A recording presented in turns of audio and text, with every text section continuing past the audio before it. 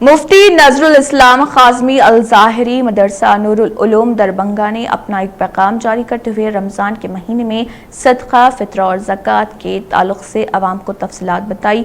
آئیے دیکھتے ہیں ان کا کیا کہنا ہے۔ ہمارے سماج اور معاشرے میں بہت ہی بڑی لاپرواہی برتی جاتی ہے۔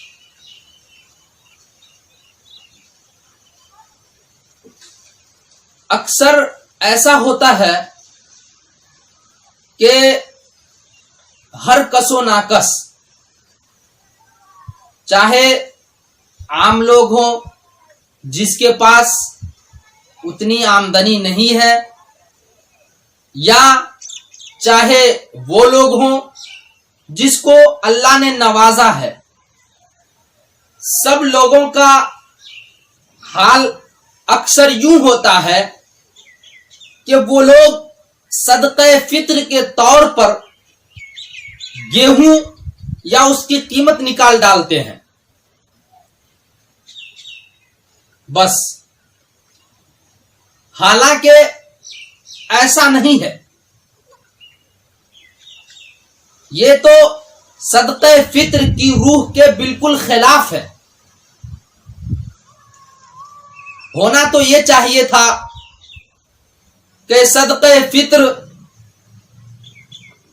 کے لیے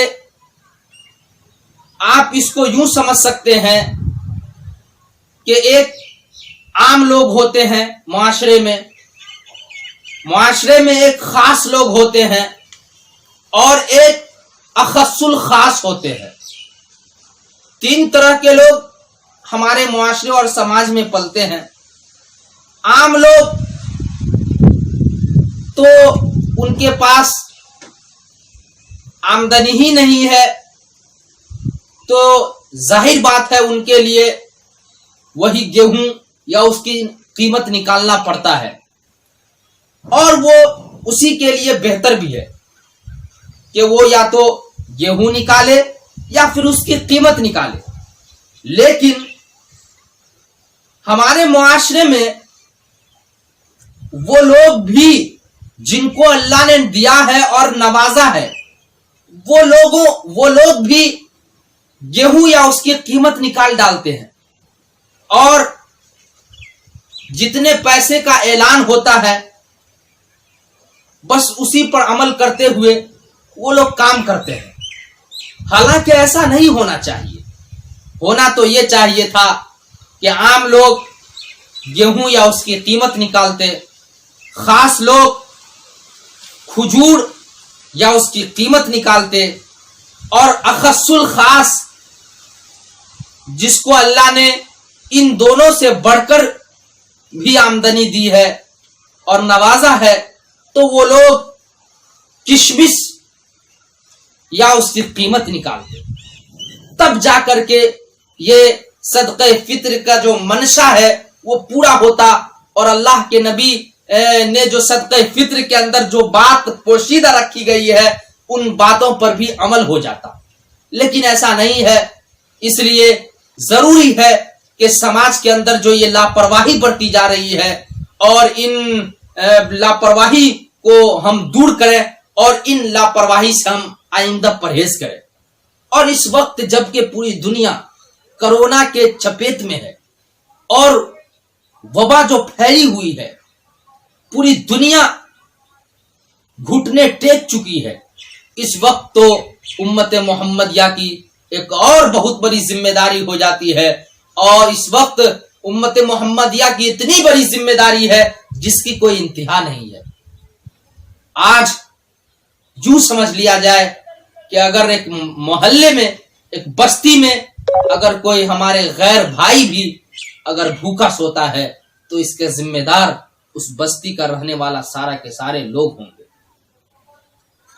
بہت بڑی ذمہ داری اس امت محمدیہ پر آج ہو جا رہی ہے، لیکن ہم ایسا نہ گمان کریں، اور ہمارے معاشرے اور سماج کے جو مالدار طبقے کے لوگ ہیں جس کو اللہ نے نوازا ہے، وہ اس وقت یوں گمان میں نہ رہے کہ ہم اپنی ہاتھ کو بند کیے رہیں گے اور رو کے رکھیں گے اور ہم کامیاب ہو جائیں گے۔ آپ ہرگز کامیاب نہیں ہو سکتے۔ آپ چاہے جتنے سے بڑے حاجی ہو جائے، متقی ہو جائے، عالم ہو جائے، کچھ بھی ہو جائے، آپ نیک نہیں ہو سکتے ہیں۔ نیک تو اسی وقت ہوں گے کہ لن تنالوا البر حتی تنفقون، کہ وہ چیز جس کو تم پسند کرتے ہو اس میں سے خرچ کر ڈالو اور اس میں سے خرچ کرو۔ نیک ہونے کا معیار انہی چیزوں پر رکھا گیا ہے۔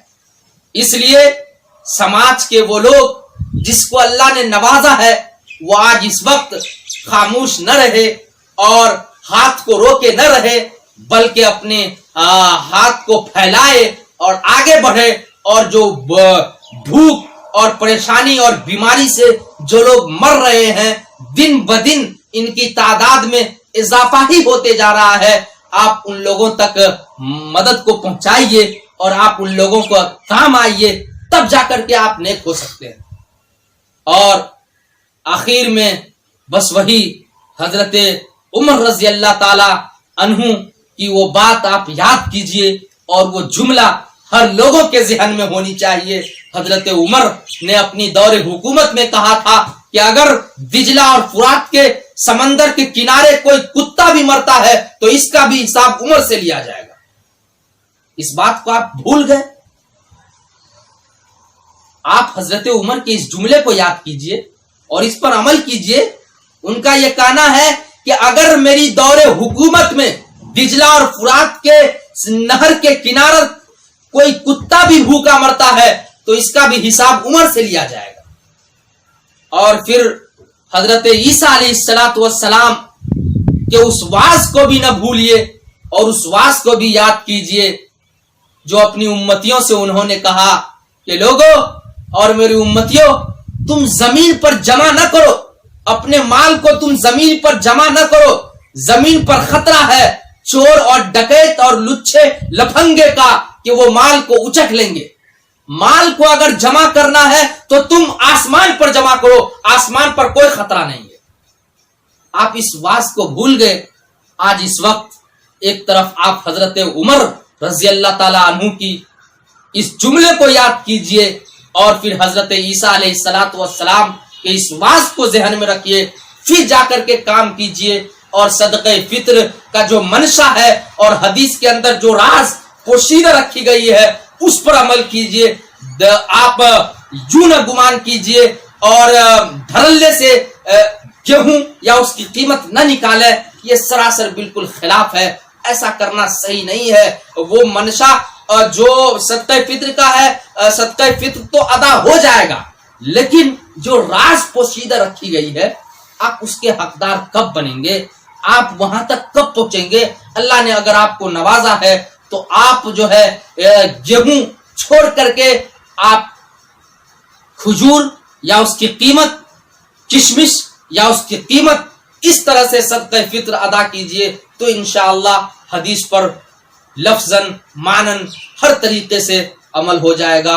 اور اس وقت جو پوری دنیا کورونا جیسی وبا کے چپیٹ میں ہے، اس وقت سارے لوگ جو بھوک مر رہے ہیں ان لوگوں کے بھی کام آپ آسانی سے آ سکیں گے۔ آمین یا رب العالمین۔